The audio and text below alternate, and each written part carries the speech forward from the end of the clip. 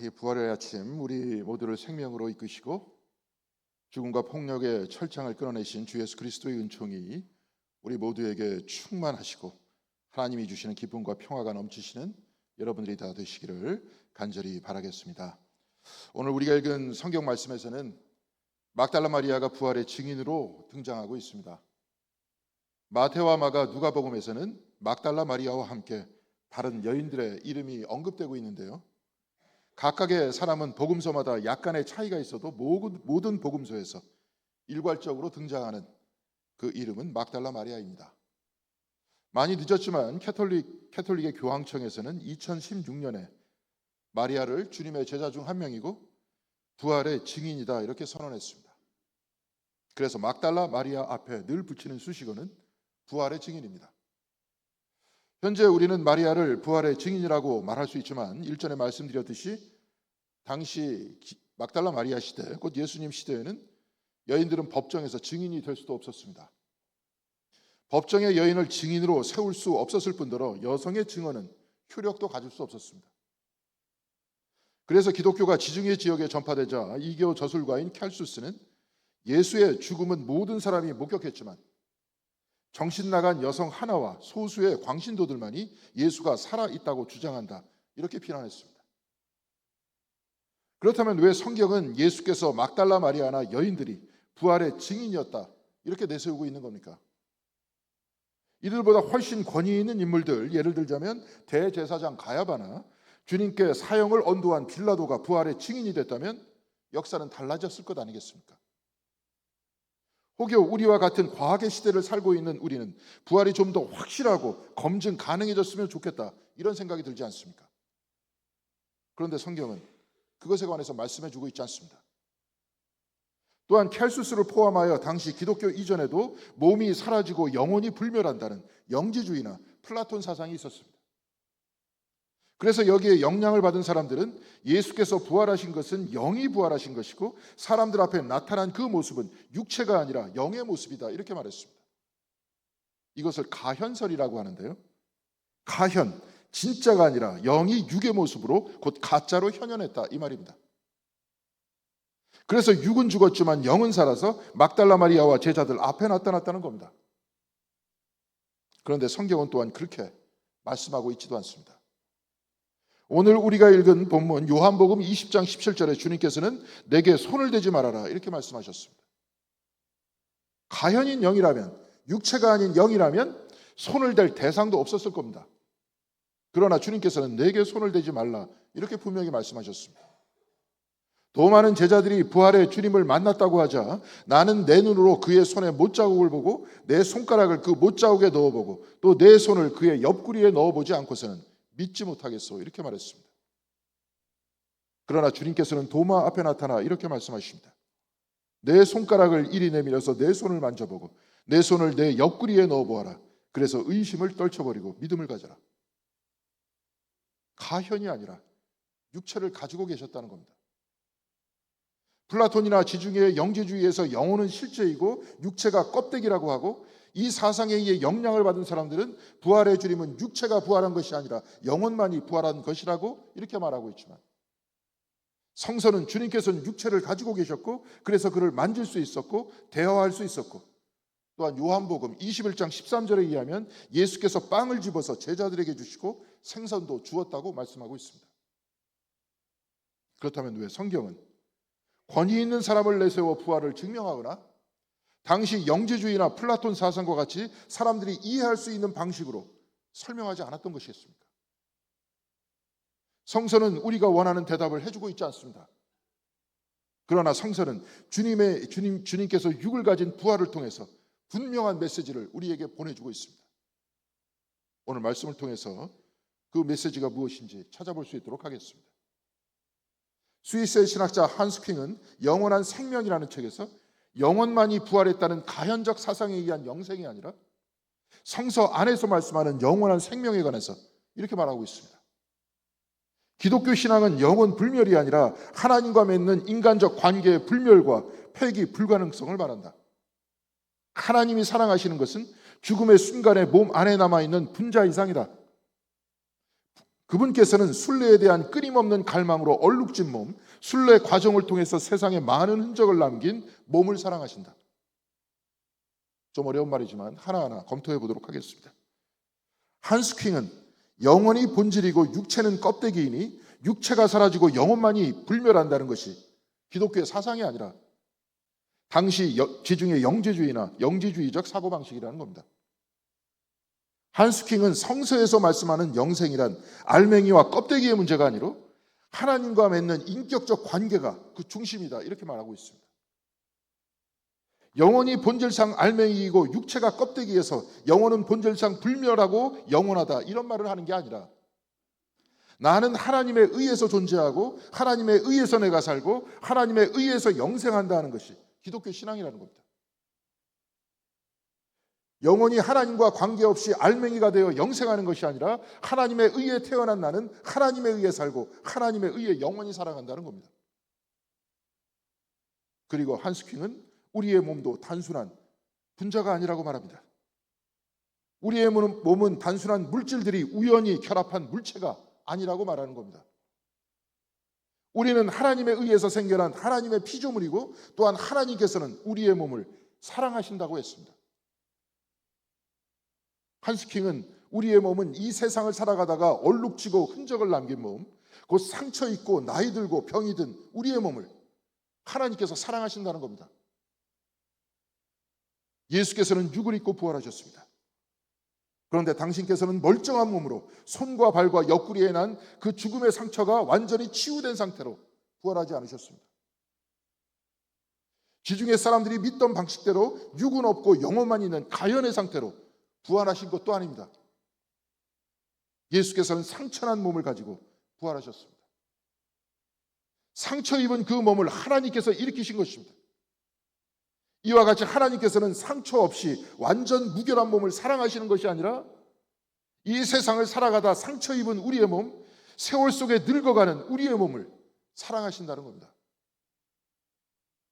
그래서 상처 입은 몸을 가진 그리스도 예수를 받아들였듯이 인생이라는 순례의 길을 걸어가면서 병을 얻은 몸, 나이 들어 손에는 굳은 살이 박히고 흰머리와 주름이 있는 우리의 몸을 사랑하신다는 것 아닙니까? 이것은 이 세상의 방식과는 완전히 다른 방식입니다. 사랑하는 성도 여러분, 오늘 우리가 살아가는 이 세상 속에서 세상이 사랑하는 몸은 어떤 몸입니까? 텔레비전을 켜면 가장 많은 빈도수를 가지고 등장하는 사람들은 누구입니까? 연예인들과 요즘 BTS와 같이 인기 있는 그룹들은 어떤 사람들입니까? 압도적으로 젊은 사람들입니다. 세상은 젊음을 사랑합니다. 그리고 이것을 아름다움이다, 이렇게 말합니다.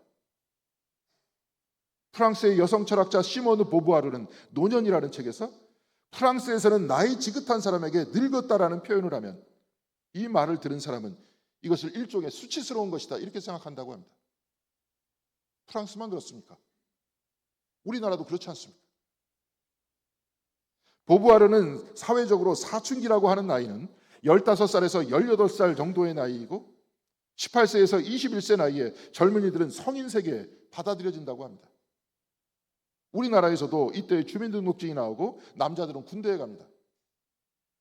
그리고 군대에 갔다 오면 사람 됐다, 이런 식으로 말하죠. 보부아르는 이것을 사회에서 말하는 통과의식이라고 이야기하는데, 그런데 노년이 되는 순간은 명확하지 않을 뿐더러 노년을 위한 통과의식은 그 어디에도 찾아볼 수 없다고 말합니다. 노인들은 그냥 사라져가는 겁니다. 그렇지만 법률상 노인들에게는 젊은이들과 똑같은 의무를 부여한다고 말합니다. 곧 노인들은 젊은이들과 똑같이 세금을 내고 의료보험비를 냅니다. 지하철 무료와 같은 작은 혜택도 여기저기에서 볼멘 소리가 나옵니다. 텔레비전이나 영화나 출판물이나 라디오 방송 프로그램에는 어린아이와 청소년과 젊은 층을 겨냥한 것들이 있지만 노년을 위한 방송은 없다고 합니다. 우리와 같은 경우 찾아보면 있을 것이지만 사실 거의 없지 않습니까? 노인들이 젊은이들과 똑같은 욕망과 감정을 표시하면 노인들은 사람들의 빈축을 사게 되고 노인들의 사랑과 질투는 추하거나 우스꽝스러운 것이라고 여긴다고 합니다. 진짜 그렇지 않습니까? 보부하려는 노인들이 같은 소리를 되풀이하거나 엉뚱한 말을 하면 어린애들의 놀림감이 되고 실성한 사람이다 이런 취급을 받는다고 합니다. 젊은이들에게 언제까지 살 거냐 이렇게 물으면 거의 다 60세까지만 살겠다 이렇게 말합니다. 그리고 이들은 그 나이까지 나는 안 갈 거다, 그 전에 죽을 거다 이렇게 말한다고 합니다. 물론 프랑스에서 그렇습니다. 나이 듦에 대해서 싫어하고 자기도 그렇게 되는 것을 원치 않는다는 것 아닙니까? 그러나 젊은 시절 삶을 마감한 사람들 말고는 거의 대부분의 사람들이 노년을 맞이합니다. 그래서 나이 듦에 관해 진지하게 받아들여야 한다는 겁니다. 그러면서 보부아르는 이렇게 이야기합니다. 한 인간이 인생의 마지막 15년 또는 20년 동안 인수를 거절당한 불량품으로 살아야 한다는 사실이 우리 서양 문명의 실패를 나타낸다. 우리가 노인들을 거리를 돌아다니는 시체로 볼 것이 아니라 인생을 살아온 과거를 지닌 인간으로 본다면 이런 자명한 사실은 우리의 목을 매게 할 것이다. 태어날 때부터 노인인 사람은 아무도 없습니다. 그러나 노인들이 가지고 있는 것은 바로 과거입니다. 인생을 살아온 과거를 지닌 인간, 바로 이들이 노인입니다. 그래서 노인이란 인생을 순례하면서 그들의 몸에 세상의 흔적을 남긴 사람들입니다. 그들의 몸에는 상처가 있고 수술자국이 있습니다. 때로는 가정을 위해 헌신하다 잘려나간 손과 발이 있습니다. 몸은 주림져 있고 머리는 흰색입니다. 삶의 흔적과 세상의 흔적이 남은 사람들입니다. 이 인생의 긴 터널을 통과하다 마음의 상처를 입어서 이유 없이 눈물을 흘리고 때로는 자기 스스로를 조절할 수 없을 때도 있는 사람들이 바로 노인입니다. 그러나 하나님께서는 바로 이들의 몸을 사랑하신다는 것 아니겠습니까? 하나님은 젊고 아름다운 몸만 사랑하는 이 세상과는 달리 모두의 몸을 사랑하신다는 것입니다. 그 몸이 상처를 받았건 늙었건 병이 걸렸건 이들 모두를 품어 안으신다는 겁니다. 복음서를 보면 그리스도와 함께 있었던 사람들을 우리는 찾아볼 수 있습니다. 그들 중에는 나병 환자가 있었습니다. 절름발이가 있었습니다. 혈루병에 걸린 여인이 있었습니다. 갈릴리 호수 건너 거라사에서는 귀신이 들려 자신의 몸을 자해하는 사람도 있었고 심지어는 나인성 과부의 아들이 죽어 관 속에 있었고 야이로의 딸도 죽었고 나사로도 죽어 무덤 안에 있었습니다.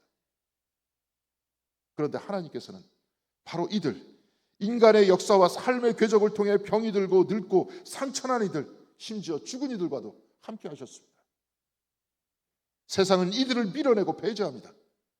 그러나 예수께서는 이들과 함께 계셨고 나병 환자에게 손을 대시고 치유해 주셨고 죽은 야이로의 딸의 손을 잡고 일으키시며 달리다금 소녀여 일어나라 이렇게 말씀하셨습니다.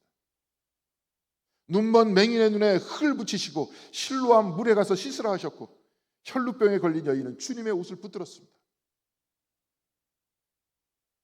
보부아르는 요양원의 노인들이 가진 가장 큰 고통 중에 하나는 피부 접촉의 결핍이라고 했습니다.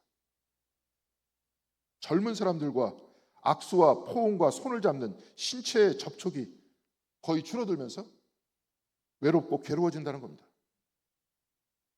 지금 요양원이 어디에 있는지 한번 살펴보시기 바랍니다.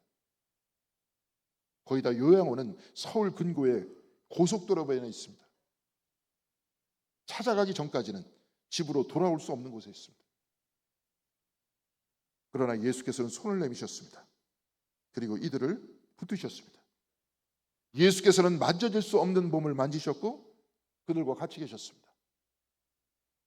마찬가지로 하나님께서도 세상의 폭력으로 인해 만들어진 못자국과 창자국이 있는 아들을 살리셨고 그를 하늘로 받으셨고 지금도 그리스도께서는 하나님과 함께 또한 저와 여러분과 함께 있습니다. 오늘 막달라 마리아가 주님께 다가가자 주님께서는 말씀하십니다. 내게 손을 대지 말아라. 내가 아직 아버지께로 올라가지 않았다. 주님께서는 상처 입은 몸을 가지고 부활하셨고 아버지께서는 그 몸을 하늘에서 받으셨다는 것 아니겠습니까? 그러면서 예수께서는 막달라 마리아를 파송하시면서 이렇게 말씀하십니다. 이제 내 형제들에게 가서 이르기를 내가 나의 아버지 곧 너희의 아버지 나의 하나님 곧 너희의 하나님께로 올라간다고 말하여라. 상처 입은 몸을 품어 안으신 아버지 하나님께서는 육체를 가진 저와 여러분의 아버지라고 말씀하고 있습니다. 하나님께서는 인생의 순례 과정을 통해 세상으로부터 세상으로 받은 흔적을 가진 몸, 상처 입은 몸, 주름진 몸, 병든 몸을 사랑하시고 받으시고 품으신다는 것 아닙니까? 그래서 한스킹은 이렇게 말합니다. 몸의 부활은 하나님이 사람을 사랑하셔서 모든 것 가운데 그 어떤 것도 잃어버리지 않는다는 것을 뜻한다. 하나님은 그 어떤 것도 잃어버리지 않으신다는 겁니다. 사랑하는 성도 여러분, 우리는 부활에 대해서 잘 모른다고 했습니다. 부활은 여전히 신비이고 우리를 넘어서신 하나님 안에서 일어난 사건입니다. 그러나 성경은 부활을 통해 분명한 메시지를 전하고 있습니다. 주님의 부활을 최초로 목격한 사람은 공식적인 자리에서 증언할 수 없는 막달라 마리아였습니다. 그러나 하나님은 그로 하여금 증인이 되게 하셨습니다. 인간은 누군가를 소해내고 누군가를 소외시키고 누군가를 밀어냅니다. 노인을 밀어내고 몸이 불편한 사람을 밀어내고 유색 인종을 밀어내고 여인들을 밀어내고 나와 다른 생각을 가지고 있는 사람들을 밀어냅니다. 그러나 하나님은 우리의 늙어감도 우리의 연약해감도 놓치지 않고 단 한 명도 잃지 않으신다는 겁니다. 하나님께서는 우리의 일부만이 아니라 우리의 전체를 받으시고 우리의 젊은 시절뿐만이 아니라 지금 우리의 모습을 사랑하시고 부활하신 그리스도께서는 지금 우리와 같이 있어 이곳에서 우리의 기도와 우리의 삶을 받아주신다는 것 아닙니까? 바로 이것이 육체를 가지고 부활하신 그 뜻이고 증언입니다. 하나님은 영이시고 우리는 육체를 가졌으나 하나님은 우리를 사랑하시고 우리와 함께 계시고 우리 모두를 있는 그대로 받아들이시고 사랑하신다. 바로 이것이 부활절 아침 저와 우리 모두에게 증언하는 성경의 말씀인 것입니다. 사랑하는 성도 여러분, 예수님께서는 부활하셨습니다. 부활하신 주님께서 선포하신 바와 같이 이제 하나님은 그리스도의 아버지이고 또한 우리 모두의 아버지이시고 하나님은 그리스도의 하나님이시면 또한 우리 모두의 하나님이십니다. 비록 우리의 삶 속에서 잘못도 많고 상처도 많고 우리의 몸도 변해가고 약해지지만 사랑하는 성도 여러분, 이제 어느 것 하나 놓치지 않고 우리를 사랑으로 품으시는 하나님에 대한 굳은 믿음을 가지시기 바랍니다. 이 부활의 아침 우리 모두를 받아주시고 우리 모두의 아버지 되시는 하나님을 굳게 붙드시고 부활하신 그리스도를 바라보면서 영생의 삶을 힘차게 살아가시는 저와 여러분들 모두가 다 되시기를 주님의 이름으로 간절히 기원드리겠습니다. 기도하시겠습니다. 사랑과 은혜가 충만하신 하나님, 육체의 몸을 입고 부활하신 그리스도를 바라보면서 또한 우리의 육체를 사랑하시는 하나님을 바라봅니다. 우리 모든 모습을 있는 그대로 품고 사랑하시는 하나님을 바라보면서 또한 우리 모두의 영생을 바라봅니다. 주님의 부활의 신비를 받아들일 수 있도록 인도해 주시옵시고 우리 모두를 있는 그대로 사랑하시는 하나님을 찬양할 수 있는 저희들이 될 수 있도록 인도하여 주시옵소서. 그리하여서 하루하루의 삶 속에서 절망하는 우리의 삶이 아니라 늘 소망을 가지고 하나님과 더불어 살아갈 수 있는 저희들의 삶이 될 수 있도록 인도하여 주시옵소서. 이 모든 말씀은 주 예수 그리스도의 이름으로 기도드립니다.